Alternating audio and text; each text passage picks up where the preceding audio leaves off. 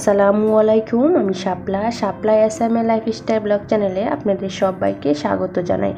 আরও একটা নতুন ভিডিও নিয়ে হাজির হয়ে গেলাম আপনাদের মাঝে। আশা রাখছি ভিডিওটা ভালোই লাগবে। দেশ বা দেশের বাহির থেকে যে যেখান থেকে বসে আজকে আমার এই ব্লগ ভিডিওটি দেখছেন, আশা রাখছি আল্লাহর অশেষ রহমতে আপনারা সবাই বেশ ভালো আছেন।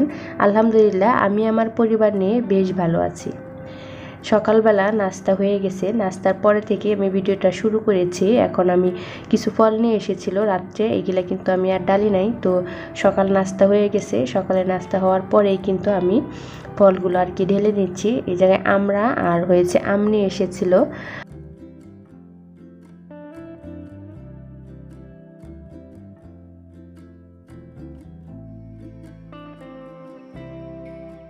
আমগুলো কিন্তু বেশ বড় বড় ছিল। তো 4টা আম এই জায়গায়, 3টা অনেক বড় ছিল, একটা একটু ছোট সাইজের ছিল। তো বেশি পাকা দেখে আনে নাই, কাঁচা কাঁচা এনেছে যেন ঘরে রেখে খাওয়া যায়। পাকাগুলো আনলে দেখা যায় নষ্ট হয়ে যায় আর খাওয়া হয় না। ছেলে বেশি পাকা আম খেতে পারে না, একটু কাঁচা কাঁচা যেগুলা থাকে এগুলাই আর কি খায়। তো ওই জন্য আর কি কাঁচাগুলাই নিয়ে এসেছে। আর আপনাদের সাথে আজকে কিছু কথা আমি শেয়ার করব। তো যদি আমার ভিডিওটি দেখেন হয়তো বুঝতে পারবেন আমি কি কথাগুলো আপনাদের সাথে আজকে শেয়ার করব।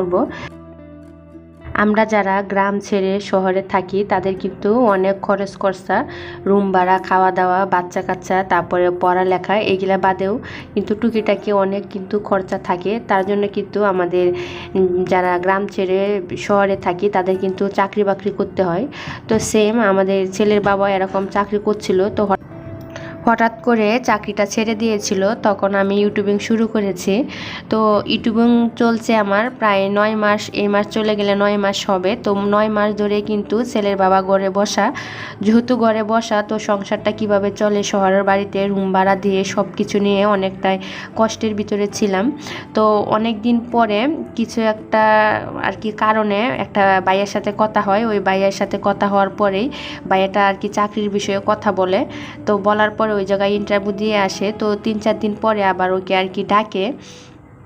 আর এই মাঝে কিন্তু 9 মাস যাবৎ কিন্তু ও কিন্তু একটার পর একটা সিভি জমা দিয়ে যাচ্ছিল আর এই জায়গায় ওই জায়গায় ছুটাছুটি করছিল চাকরির জন্য, ইন্টারভিউ দেওয়ার জন্য। তো অনেক আর কি কষ্ট করেছে। তো আমরাও কিন্তু অনেকটাই কষ্ট করেছি, তারপরেও আলহামদুলিল্লাহ ভালোই ছিলাম।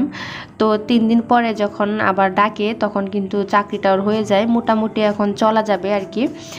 তো কিছু টাকা বেতন আর কি কম, তারপরে যেহেতু 9 মাস ধরে বসা ছিল, তো এখন একটা চাকরি পেয়েছে, তাই আলহামদুলিল্লাহ আপনাদের সাথে শেয়ার করলাম। যেহেতু আপনারা আমার পরিবারের মানুষ, যার কারণে আপনাদের সাথে আর কি আমার শেয়ার করা।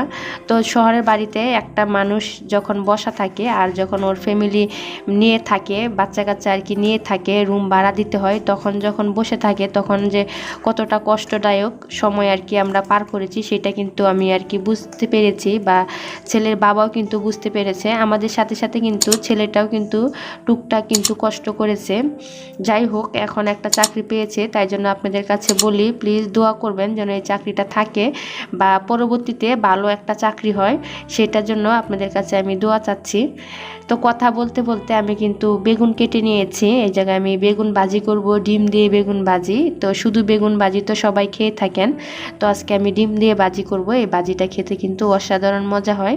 তো আমি বেগুন কেটে নিয়েছি পাতলা পাতলা করে, আর এই জায়গায় দিয়ে দিলাম লবণ, হলুদের গুঁড়া, মরিচের গুঁড়া পরিমাণ মতো দিয়ে গেলে কিন্তু আমি খুব ভালোভাবে এখন মেখে নিব। যেহেতু চাকরিটা হয়েছে তার জন্য কিন্তু অনেক খুশি আমরা, যে অনেকটা মাস বসে থাকার পরে কিন্তু একটা চাকরি হয়েছে।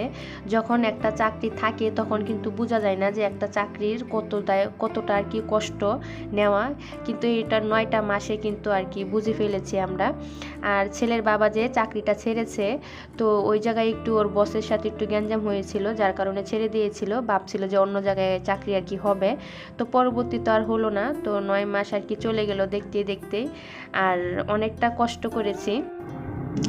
এই 9 মাসে যে অন্য কোথাও চাকরিও নিতে পারে নাই। আর ব্যবসা বাণিজ্য যদি করতে চায়, তো এখন বাহিরের অবস্থা এত একটা খারাপ, ব্যবসা বাণিজ্য কিন্তু করা যায় না। যারা পুরুষ মানুষ তারা কিন্তু বুঝে বাহিরের অবস্থাটা কীরকম এখন আপাতত চলছে আমাদের বাংলাদেশে। তো যাই হোক, সব কিছুর পরে যে একটা চাকরি হয়েছে আলহামদুলিল্লাহ, এটা দিয়ে আর কি সংসার চলে যাবে কোনো রকম। তো আপনাদের কাছে দোয়া চাইবো যেন পরবর্তীতে একটা ভালো চাকরি হয়, এটার জন্য দোয়া করার জন্য আপনাদের কাছে আমি বলছি। বলছি। তারপরে তো আমি আবারও বেগুন ভেজে নিব। তো বেগুন ভাজার জন্য কড়াই বসিয়ে দিয়েছি, আর কড়াইতে এখন আমি বেগুনগুলো দিয়ে দিচ্ছি। আর হ্যাঁ, আরেকটা কথা বলে নিচ্ছি, আমি বেগুনগুলো কেটে 10 মিনিটের মতো ভিজিয়ে রেখেছিলাম। 10 মিনিটের মতো যদি ভিজিয়ে রাখা হয় তা কিন্তু বেগুনে তেলটা কম টানে আর কম লাগে আর কি, ভাজাটাও কিন্তু খুব সুন্দর হয়। তারপরে আমি একটা ডিম আর কি ভেঙে নিয়েছিলাম, এটা তো আপনারা দেখেছেন পেঁয়াজ আর কাঁচামরিচ দিয়ে। এটা এখন আমি উপর দিয়ে বেগুনের উপর দিয়ে আর কি দিয়ে দিচ্ছি, দিয়ে এখন ঢাকনা বন্ধ করে আমি এপুট উপুট করে ভেজে নেব। যারা আমার ভিডিওটির এই পর্যন্ত আছেন এখনও একটা লাইক দেন নাই, তাদেরকে বলবো প্লিজ একটা লাইক দিয়ে দিবেন। আর যদি আপনি আমার চ্যানেলে আজকে নতুন হয়ে থাকেন, আমার চ্যানেলটা সাবস্ক্রাইব করে কিন্তু আমার পাশেই থেকে যেতে পারেন। আর অলরেডি যারা এইসব কাজগুলো করে ফেলেছেন আপনাদের সবাইকে অসংখ্য অসংখ্য ধন্যবাদ। যারা সাবস্ক্রাইব করেন নাই, আশা রাখবো আমার ভিডিওগুলো দেখতে দেখতে যদি ভালো লেগে যায় তো অবশ্যই সাবস্ক্রাইব করে নেবেন। তারপরে আমি বেগুনগুলো উল্টে দিয়েছি, দিয়ে তারপরে আবার এই পিঠেও কিন্তু আমি সেমভাবে ডিমগুলো আর কি লাগিয়ে দিচ্ছি, লাগিয়ে আবারও আমি ঢাকনা বন্ধ করে খুব ভালোভাবে এখন ভেজে নিব। আর আমার বেগুনগুলো ভাজা কিন্তু অলরেডি হয়ে গেছে, আমি এখন বেগুনগুলো নামিয়ে নিব।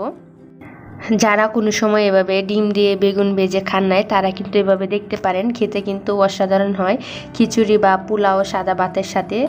আর আরও কিছুটা তেল আমি দিয়ে দিচ্ছি। তো কিছু বেগুন কিন্তু আমি এভাবে ডিম দিয়ে ভাজি করেছি, আর কিছু বেগুন আমি এইভাবে শুধু ভাজি করে নেব। তো দুভাবে ভাজি করব। আর আজকে শুধু বেগুন ভাজি দিয়েই দুপুরে খাওয়াটা আমরা সেরে নেব, অন্য কোনো তরকারি রান্না করি নাই। যদি এভাবে বেগুন ভাজা করা হয় তাই কিন্তু অন্য কোনো তরকারির প্রয়োজন হয় না, তাই আর কি আমি আর তরকারি রান্না করি নাই, ভাত রান্না করেছি আর বেগুন আর কি ভেজেছি এইভাবে। বেগুনগুলো ভেজে উঠিয়ে নিয়েছি আমি এখন। তারপরে অল্প একটু তেল দিয়ে দুটা কাঁচামরিচ আর পেঁয়াজ কুচি আর কি দিয়ে দিচ্ছি, দিয়ে এগুলো একটু হালকা ব্রাউন করে ভেজে বেগুনের উপরে আমি দিয়ে দিছি। আর এই যে দেখতে যেমন লোভনীয় হয়েছে, খেতেও কিন্তু অসাধারণ হয়েছে। তো যারা খান নাই এভাবে কিন্তু ডিম দিয়ে বেগুন ভাজি করে খেয়ে দেখতে পারেন, খুব খুব ভালো লাগে।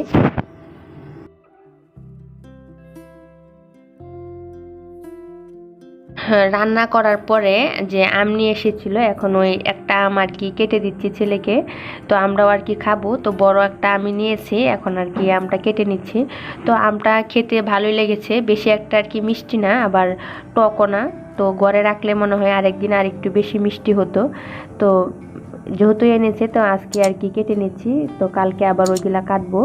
এখন আমি টুকরা টুকরা করে কেটে নিচ্ছি। তো ছেলে পাশে আর কি বসে আছে, বলছিল মা তাড়াতাড়ি দাও আমি আম খাবো আর কি। তো এখন এভাবে টুকরা টুকরা করে কাঁটা চামচ দিয়ে খেতে কিন্তু বেশ ভালো লাগে।